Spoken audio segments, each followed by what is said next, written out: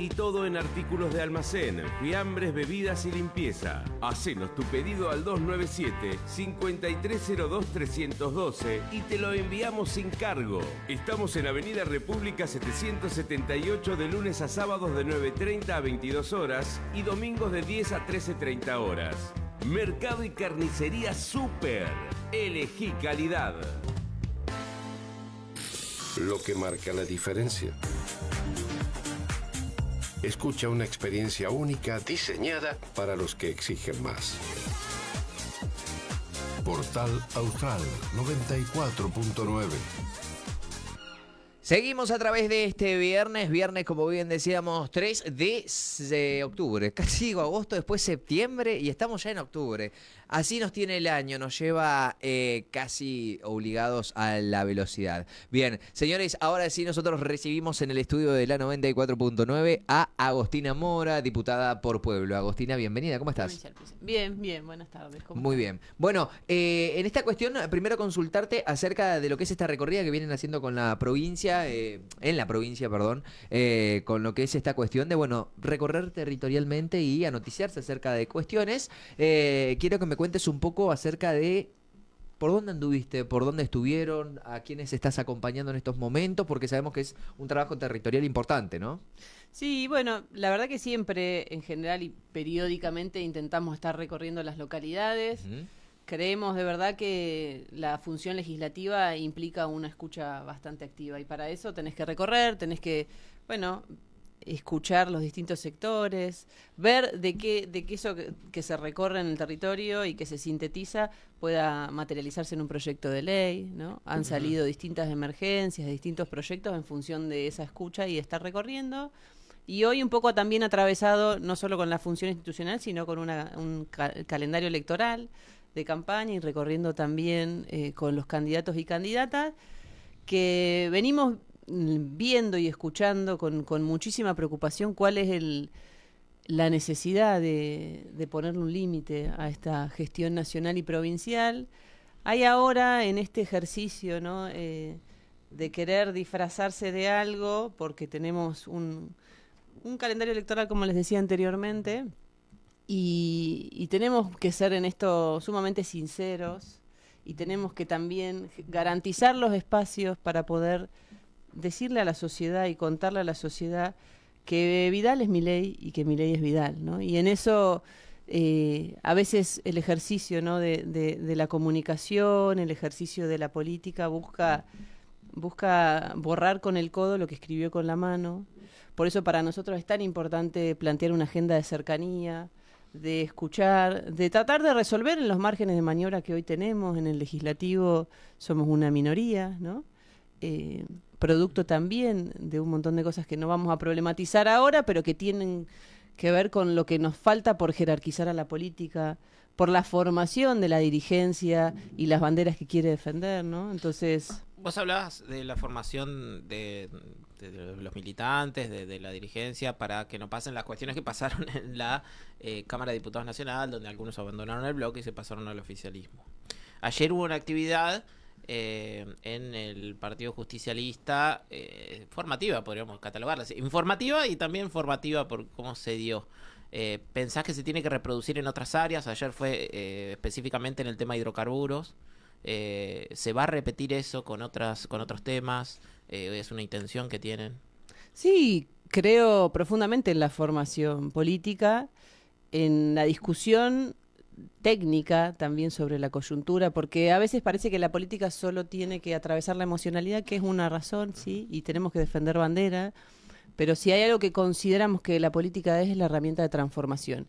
Y para efectivamente transformar tenés que saber cómo, ¿no? Y entonces la formación y los espacios de discusión y de generación del pensamiento crítico son sumamente necesarios, porque si no estamos discutiendo lo que los grandes medios de comunicación quieren que discutamos, estamos también discutiendo con la sociedad lo que la sociedad culturalmente le han inculcado, vuelvo a decir, de los sectores concentrados de poder, ¿no? Entonces, cuando vos te hablan de lo que sucede y cuáles son los problemas estructurales en el país, bueno, tenés que poder ir desandando eso y quiénes fueron los proyectos que buscaron de alguna manera una redistribución de la riqueza distinta, una matriz productiva distinta, que nuestros recursos naturales puedan tener valor agregado. Bueno, y ahí en eso YPF cumplió y cumple un rol fundamental para el desarrollo productivo. Y se ha querido instalar, ya te dejo, recientemente que hay una partida de YPF, producto de una desinversión y un montón de cosas. Y cuando a nosotros nos anuncian como acuerdo histórico en enero del 2024 la partida de YPF, desde la Cámara de Diputados pusimos la advertencia de que esto era una catástrofe social. Que contar con esa gran empresa nacional, teniendo el respaldo para otras inversiones de empresas grandes, era, digamos, eso, justamente una garantía de confianza, ¿no? Para que otras empresas vengan y que la partida no solo dejaba una problemática en materia de pasivos ambientales, sino también en la generación de ingresos, en los puestos de trabajo, en los ingresos que tiene la provincia, que el 25% son regalías hidrocarburíferas, ¿no? Entonces, poder de alguna manera conocer y saber cuál es la discusión que tiene que estar en torno a YPF, y no que si se va, que es un acuerdo histórico, que si después no se vaya tan rápido, porque también en eso hay una gestión provincial que improvisa sistemáticamente todas las decisiones y las vende como hitos históricos, y cuando vos empezás a ver cuál es el impacto de esas decisiones sobre los destinos santacruceños, son lapidarios, porque hoy tenés y además se habla mucho acá de zona norte, zona sur. Que YPF se vaya no es un impacto solo en zona norte, es en la provincia en su conjunto, ¿no? Y para poder dar esas discusiones son, como vos decís, los espacios de formación los que nos tienen que permitir tener esa información y sobre todo tener la conformación cultural de qué cosas tenemos que defender como proyecto político y evitar que la política sea esto, que vos entrás por un partido político, pero que por chaucho y palito terminás defendiendo lo contrario que te llevó a ocupar esa banca, ¿no? Esa ruptura del contrato electoral, muchas veces que... ¿Pensás que también la ley de lemas muchas veces ha agravado eso? ¿O pensás que a mí hay una discusión que se viene, elecciones diferentes, las de 2027, que van a ser diferentes a las que históricamente fueron? Va a haber un cambio ahí, y de qué manera hay que reacomodarse también porque ya no van a ser 20 candidatos a concejales, 20 candidatos a intendentes. Bueno, ahí es donde las estructuras partidarias, ¿no? Tienen que readecuarse. Sí, sin dudas vamos a tener que ayornar, sí, yo quiero un matecito, cómo no. Tenemos que ayornar la discusión de los partidos políticos, sin lugar a dudas. Tenemos que entender que hoy va a haber una discusión interna en los partidos políticos, discusiones que antes dábamos por fuera, porque como teníamos sublemas nos permitíamos eso, en todos los partidos, digo. Pero más allá de eso, y el sistema electoral es qué quieren los partidos tradicionales, ¿no? Porque hoy están atravesados por un descreimiento, están atravesados por una discusión que muchas veces discute nombres propios en vez de proyectos políticos, en vez de ideas a materializar en la gestión. Entonces, creo que sin duda va a ser un nuevo desafío, que la sociedad nos venía pidiendo que no exista más la ley de lemas, que había un sistema que estaba agotado en el cansancio, ¿no?, de la sociedad cuando iba a depositar su confianza en las urnas, pero que lo dijimos con muchísima claridad cuando fue la discusión que planteó el oficialismo en la Cámara. Vos no podés, a los fines de una demagogia política, desproveer a la provincia de un sistema electoral propio. Y ellos, la primera medida que hacen es derogar la ley de lemas, dejando a la provincia sin sistema electoral propio, ¿no? Entonces, ¿qué es lo que discutíamos? Bueno, planteemos y discutamos en profundidad con las fuerzas vivas de la comunidad cómo queremos elegir. Y cuando vos planteás cómo querés elegir, en definitiva lo único que querían era esa foto diciendo se derogó un hito histórico, la ley de lema, ¿no? Y cuando vos empezás a ver qué es lo que sucede en términos de responsabilidad institucional, es que dejaste una provincia sin sistema electoral, ¿no? ¿Cómo se va a venir esa discusión? El oficialismo tiene mayoría, yo no sé si la Constitución dice, ahora no, te pregunto, ¿qué mayoría se necesita para que se pase un nuevo sistema electoral? ¿Cómo tendría que ser, ¿no? Se habló de un momento de que se buscaba imponer un sistema de colectoras, etcétera, que sería a los fines algo parecido a la ley de lemas. ¿Cómo pensás que tiene que darse esa discusión? Obviamente que entre las fuerzas políticas, pero ¿qué características debería tener un sistema electoral nuevo, ¿no? Yo creo que es una discusión que no hay que cerrarla. No es lo que piensa Agostina Mora, Unión por la Patria, es lo que efectivamente piensa la sociedad, lo que piensan los partidos políticos. Y las discusiones tan trascendentales para el futuro de la provincia no requieren de discusiones encerradas. El legislativo tiende mucho a tomar decisiones entre cuatro paredes y evitar que la comunidad se involucre en esas decisiones. Y creo que es fundamental que en este tema, que es tan sensible y que necesita tanta solidez técnica para poder discutirlo, porque a veces parece que porque tengo las manos puedo decidir lo que sea, y son cuestiones que son básicas, pero también sumamente necesarias de poder discutir. Entonces creo que ahí, para hacerte clara con la respuesta, me parece que tiene que haber una mesa de discusión con los partidos políticos, con sectores de la sociedad involucrados, con los distintos bloques, y poder pensar qué sistema creemos que nos representa en profundidad. No será una discusión inmediata ni automática, ni una discusión que se pueda dirimir solamente por la cantidad de manos, sino hay que ponerle criterio a las decisiones. Y eso es lo que venimos de alguna manera intentando discutir, y a veces parece o se quiere construir que se ponen palos en la rueda, y hay una constitución que respetar, reglas que tenemos que dar, y el ejemplo, porque si vos sos diputada y en definitiva lo que dice la constitución, lo que dicen las reglas, lo mirás para un costado porque tenés las manos, bueno, tenemos que dar el ejemplo. Y yo siento, y lo discuto todos los días en el seno de la Cámara, que es eso lo que nos tiene que motivar las discusiones, elevar el nivel de discusión, problematizar lo que vamos a decidir, pero sobre todas las cosas poner a los diputados y diputadas a que demos el ejemplo, humilde, con formación, escuchando a los distintos sectores, pero sobre todo profesionalizando la política, que esa es, me parece, la discusión que hoy no estamos pudiendo tener en un oficialismo que improvisa sistemáticamente, que trabaja a lo macho mexicano simplemente porque tiene las manos. Y cuando vos empezás a ver cuáles son el impacto de esas decisiones, ninguno ha sido positivo desde un año y medio a esta parte. Ninguno. La sociedad no está viviendo mejor, ni la provincia está resolviendo problemas estructurales. Todo lo contrario. En lo que tiene que ver con la actitud, digamos, de la conducta legislativa, por así decirlo, hay también un problema que está, algo que está sucediendo actualmente, que es el problema institucional que se da en el Tribunal Superior de Justicia, esta cuestión del oficialismo de avanzar más allá de las decisiones de los tribunales inferiores, ahora también de la mayoría del cuerpo del tribunal. Quería preguntarte tu opinión y cómo se sale de este embrollo, o qué salida le ves, ¿no? Bueno, yo creo que ahí es importante lo que preguntas. Estamos frente a un hecho inédito.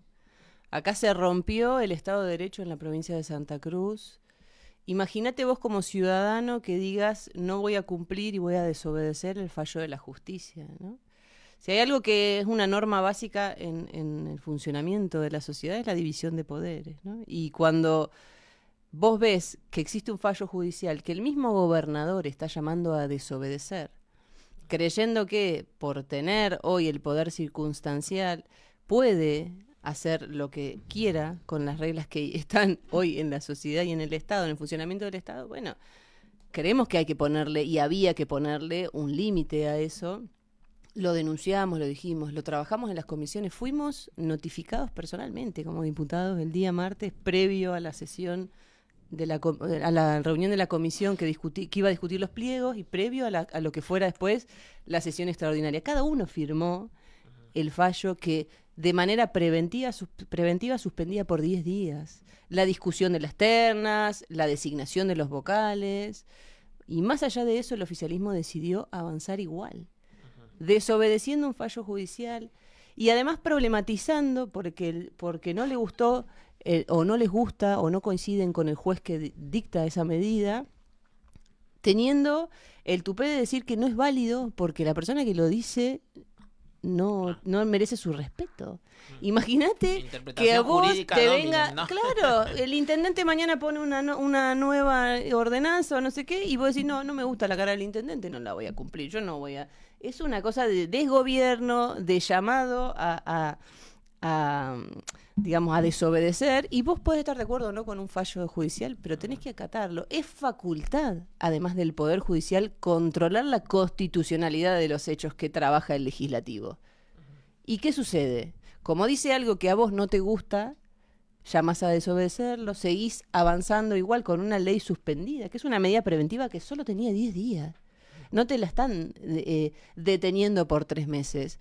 ¿Por qué? Porque estaba de fondo una medida del sindicato de judiciales que planteaba un recurso y que planteaba la inconstitucionalidad. Que después podés decir, ¿es constitucional, no es constitucional? No es facultad del diputado o diputada decir si es constitucional o no. Eso está en el terreno de la justicia. Pero vos... ¿Tenés una opinión formada sobre eso? ¿Querés decirla? Yo creo que si nosotros vemos cuál es el objetivo de esta modificación de los vocales del Tribunal Superior, que estás poniendo una estructura que no tiene ni la Corte Suprema de Justicia de la Nación, con 45.000 a 60.000 causas anuales, con 47 millones de habitantes. Estás poniendo más vocales en el Tribunal Superior de Justicia de una provincia con más de 300.000 habitantes. Esa cantidad de vocales no la tiene ni la provincia de Buenos Aires, ni la provincia de Córdoba, ni la provincia de Mendoza, con mucha más población que nosotros y nosotras. Entonces, si vos me preguntás a mí, creo que es una medida desproporcionada, que viene a ser irracional en la cantidad y que además es una sucesión. Este es uno más de los hechos que se han suscitado o que ha hecho el oficialismo santacruceño de ataque contra el Poder Judicial. Tuvimos hechos de juicio político a las vocales, tuvimos de alguna manera la jubilación obligatoria, que eso impactaba en algunos vocales. O sea, tuvimos distintos hechos que hacen a la animosidad que existe sobre ese poder, un vicegobernador diciendo que hay que intervenir, un gobernador diciendo que hay que intervenir en el Poder Judicial, un ministro de Justicia de la Nación que se sienta en Río Gallo y dice, yo no puedo, muchacho, intervenir en el poder, cada provincia es autónoma de su Poder Judicial, y siguieron insistiendo. Entonces quiero decirte con esto que esa medida de cooptar el Poder Judicial, sin duda, tiene una animosidad de tener una impunidad y sus propias voces. Y lo hacen con el argumento de decirte que quieren un poder judicial independiente. Y acaban de sacar al diputado nacional que tenían sentado en su banca por su partido a sentarlo en el vocal, como vocal ante el Tribunal Superior de Justicia. Entonces, no es cierto que lo que buscan es una justicia independiente, no es cierto que buscan una justicia con mayor celeridad, porque si vos tenés en materia penal 800 causas que se abren en la primera puerta de la justicia, en la segunda instancia llegan 46 y en la última, que es el Tribunal Superior de Justicia, donde quieren duplicar la estructura, llegan 9. Y si antes pasaban por 5 manos, ahora van a pasar por 9. Entonces no es cierto que te quieren resolver tu cuota alimentaria con más rapidez. No es cierto. Buscan tener sus propias manos para un sistema de impunidad. ¿Cómo continúa estos días dentro de lo que es esta recorrida? Regresás ya a tu lugar de origen, ¿verdad? Sí, quiero volver a ver a mis hijos, lavar la ropa. No, sí, venimos hace una semana y unos días afuera, y además tenemos tarea legislativa que no podemos, por supuesto, desconocer, ¿no? No es que se frena las responsabilidades institucionales por un ejercicio de campaña, así que sí, vamos a estar. Seguramente sigamos por zona centro en el cronograma electoral y de campaña, perdón. Pero sí, la recorrida de nosotros es una tarea como medio irrenunciable, ¿no? Nos parece que para poder saber cuáles son las problemáticas hay que estar, hay que escuchar, hay que ponerle el cuerpo, hay que también recibir el cachetazo cuando dicen no vienen, si vienen, digo, son discusiones, pero sin dudas tenemos una lista de mucha cercanía y hay una cuestión que nosotros tenemos como valor agregado que es la sensibilidad y la empatía, ¿viste? En política, en la campaña, todos hablamos bonito, venimos a intentar persuadir tu confianza, pero después cuando nos sentamos definitivamente en ese espacio, bueno, hay algunos políticos que dejan de atender el teléfono, ¿no? Nos pasa mucho que en las recorridas escuchamos y se siente la desilusión, ¿no? Vos depositaste tu confianza, te prometieron trabajo, producción, educación, y vos cuando ves los números, a vos te rajaron de tu laburo. La provincia es la que más empleo privado perdió de la nación. Aumentó el desempleo, como no aumentó en la escala nacional. Entonces, lo que venimos sintetizando y lo que venimos escuchando es muchísima decepción, muchísima desconfianza también. Y promesas incumplidas sistemáticamente en cada espacio es: yo deposité mi confianza, creí que efectivamente iba a ganar como petrolero. Y a mí me parece que no hay que hacer juicio, ¿no?, de la persona que depositó una confianza. ¿Cómo no vas a confiar? En definitiva es eso, no se puede culpar a la sociedad de haberle depositado un voto de confianza. Evidentemente también había una gestión con complicaciones y una situación económica complicada en el año 2023, ¿no?, que no se supo resolver desde 2019 a 2023, cosas que no se solucionaron y se terminó, digamos, con esa salida, ¿no? También. Sí, yo creo sin dudas que existían problemas. Ahora, ninguno de los problemas que existían, esta gestión los resolvió. Y lo que estaba bien, lo terminó de romper, ¿no? O sea, lo rompió. Entonces, sí, me parece que en eso hay que entender que en la gestión a veces desde afuera parece fácil, ¿no? Tomar decisiones, mejorar, sacar a la sociedad de los niveles de pobreza, que cobren. Es fácil decir desde afuera qué se tiene que hacer desde el Estado. Uh-huh. Ahora, cuando te sentaste con el único punto de encuentro como proyecto político, que es el odio hacia lo que tenés enfrente, te sentaste a conducir a la provincia y ni siquiera te pones de acuerdo hacia adentro qué querés como proyecto político transmitirle a la sociedad. Bien. Entonces, primero, estás a favor de Javier Milei porque es pegarte un tiro en el pie, votar a Massa. Y después ahora, como a los 5 segundos que perdí en Provincia de Buenos Aires, salís a despegarte y como si nada tuviera impacto, como si la sociedad comiera vidrio, ¿no? Entonces yo creo que no hay que subestimar.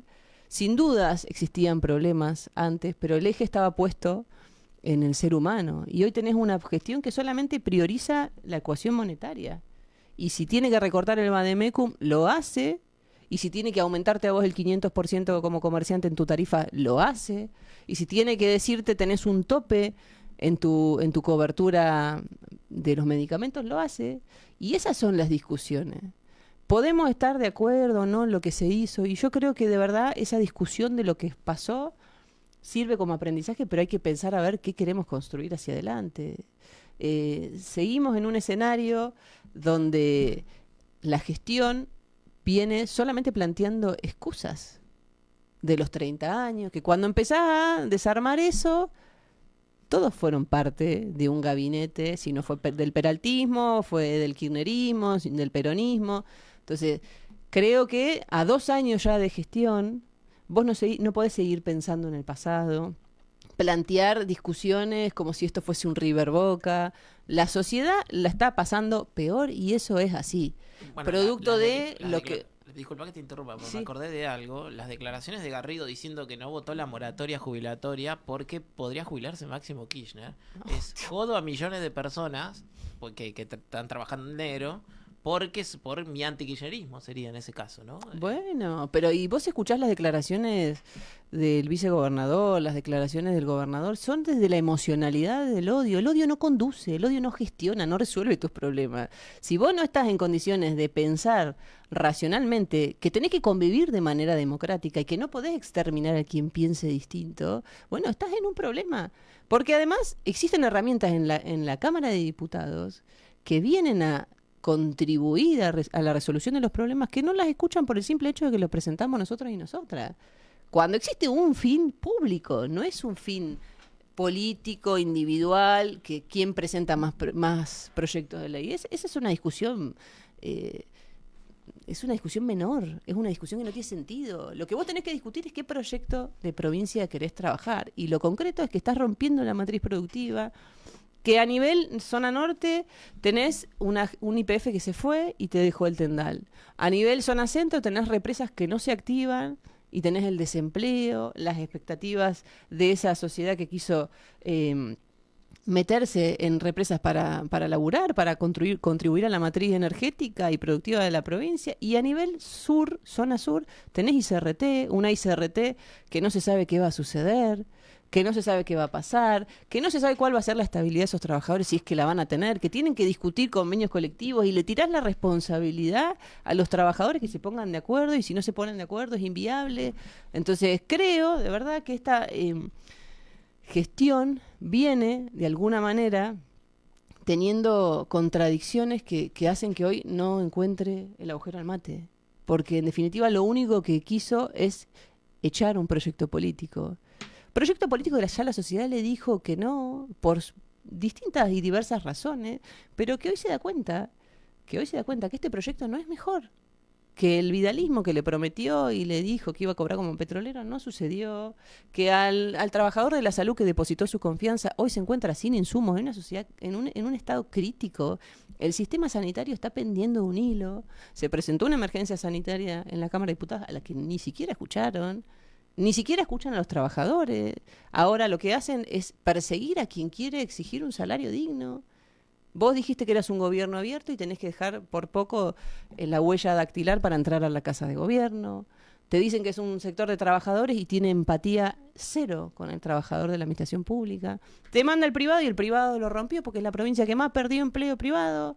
Entonces, yo creo que no se debe improvisar cuando estás al servicio del Estado, ¿no? Al servicio público y cuando tenés una función institucional. Y eso lamentablemente es lo que está sucediendo. Y ante la falta de argumentos existe la violencia institucional. Ante la falta de argumentos existe la imposición de tener tus manos propias en el Tribunal Superior de Justicia. Y es un gobierno que, siempre lo decimos y lo seguiremos diciendo, tiene más denuncias que hitos de gestión. Y por eso necesariamente necesita esas manos en el Tribunal Superior de Justicia. Es un gobierno que quiere de alguna manera distraer a la sociedad con otras cosas y tiene que estar explicando qué pasó con la Suizo-Argentina. Lo tiene que estar explicando. 1008% creció la facturación de la Suizo-Argentina en la Caja de Servicios Sociales. 1008%. Un laboratorio, droguería sospechada de las coimas. Entonces, hay que ponerse a discutir en serio, hay que dar las discusiones sin miedo, porque también eso te pasa. Recorremos las localidades y te dicen, yo no quiero fotos, porque la verdad que después me llaman y me cambian de área o me despiden. Entonces, hay que ser responsable y entender que esta situación que estamos viviendo debe ser detenida, y en el único espacio donde podés manifestar el descontento es en la urna, y en el único espacio donde le vas a poder poner el límite a lo que está sucediendo a nivel nacional y provincial, que son lo mismo, el mismo espejo, es votando a un proyecto que efectivamente quiere construir una Santa Cruz mejor, ¿no? Agustina, muchísimas gracias por visitarnos. Aquí los micrófonos dispuestos de la 94.9. Bueno, muchas gracias. Disculpe que llegué tarde, estábamos recorriendo, pero bueno, no quería dejar de pasar, saludar y conversar un poquito con ustedes. Nosotros nos hemos de despedir, nos hemos pasado algunos minutos de esta emisión de viernes, en este caso 3 de octubre, sí, ahí está, lo dije bien, si no empiezo con julio, agosto, septiembre. No es el 3 exactamente de Karina. Señores, del otro lado, Celeste López, Natalia Gómez, Carlos Murúa y quien les habla, Gastón Mohuesca, ha sido un placer, nos volvemos a reencontrar el lunes. Pasen lindo fin de semana, coman rico y transiten el fin de semana con suma tranquilidad. Hasta el lunes, chao. Lo que marca la diferencia. Escucha una experiencia única diseñada para los que exigen más. Portal Austral 94.9.